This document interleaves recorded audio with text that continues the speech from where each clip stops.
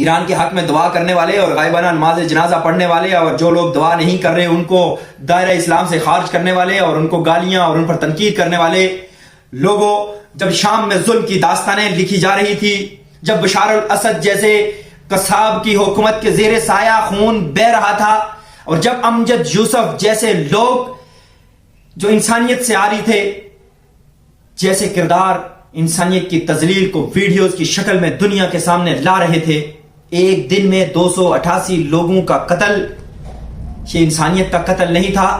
صرف لوگوں کو مارنا نہیں، لوگوں کو ساتھ گائیڈ لائن دیتے ہوئے کہ سنائپر آپ کو ہٹ کرنے لگا ہے، اس طرف سے جائیے، اور آنکھوں پر پٹی باندھنے والا وہ معصوم، وہ بغیر کسی غلطی کے صرف سنی ہونے کی وجہ سے چلتا ہے، گڑھے کے اندر گرتا ہے، ٹائر پڑے ہیں، ٹائروں کے اوپر سے گولی کا نشانہ بنتا ہے، اور پھر ان ٹائروں پر آگ چھڑک دی جاتی ہے، پٹرول چھڑک کر آگ لگا دی جاتی ہے، اور اس آگ میں وہ لوگ جل کر ختم ہو جاتے ہیں۔ ٹائر اس لیے ڈالے جاتے ہیں کہ امجد یوسف اطراف کرتا ہے تاکہ یہ بدبو لوگوں کو تنگ نہ کرے، اور ان کا جرم کیا تھا کہ وہ سنی تھے۔ ایران کے زیر سایہ پلنے والا امجد یوسف، ایران کی زیر سپورٹ کا حامل بشار الاسد، ہزاروں لوگوں کا قاتل، ایک نام، باقی ایسے ہزاروں لوگ ہیں۔ تب کہاں تھے وہ لوگ جو آج انسانی ہمدردی کے علم بردار بنے کھڑے ہیں؟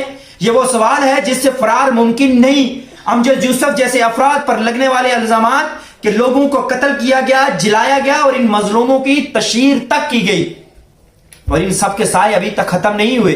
اور یہ بھی ایک حقیقت ہے کہ اس جنگ میں فرقہ واریت کا عنصر نمایاں ترین تھا، جہاں شہید ہونے والے لاکھوں متاثرین سنی تھے، اور ان کا جرم یہ تھا کہ وہ سنی تھے۔ سوال ہوتا تھا کہ تم سنی ہو، اور پھر داڑھی اس زور سے نوچی جاتی تھی کہ داڑھی ان ظالموں کے ہاتھوں میں آتی تھی، جڑ سے اکھڑ جاتی تھی، اور یہ ویڈیوز موجود ہیں۔ اب سوال یہ ہے کہ ایران کے لیے ہلکان ہونے والے آج کس بنیاد پر ایران کے لیے جذباتی موقف اختیار کرتے ہیں؟ کیا انہوں نے کبھی ایرانی مظالم پر اسی شدت سے آواز اٹھائی؟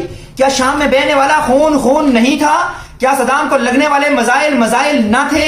کیا لیبیا میں امریکہ اتحاد سے چلنے والے بارود آگ نہیں لگاتے تھے؟ کیا مسجد کے محراب میں اجتماعی زیادتی کے بعد چیخوں کو سینکڑوں لوگوں کو سنوانے کے لیے سپیکروں کے ذریعے عوام تک پہنچانے والے ظالموں کی داستان تم تک نہیں پہنچی تھی؟ کیا اس وقت ان کے الفاظ اتنے ہی بلند تھے جتنے آج ہیں؟ اگر نہیں تو پھر یہ ہمدردی یک طرفہ کیوں ہے؟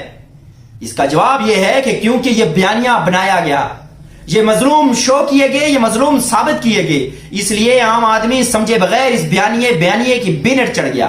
یہ کہنا کہ مسجد میں کسی نے ایران کے لیے دعا کیوں نہ کی، یہ صرف ایک جملہ نہیں بلکہ ان تمام لوگوں کے زخموں پر نمک چھڑکنے کے مترادف ہے جو اس خطے کی جنگوں میں سب کچھ کھو چکے ہیں۔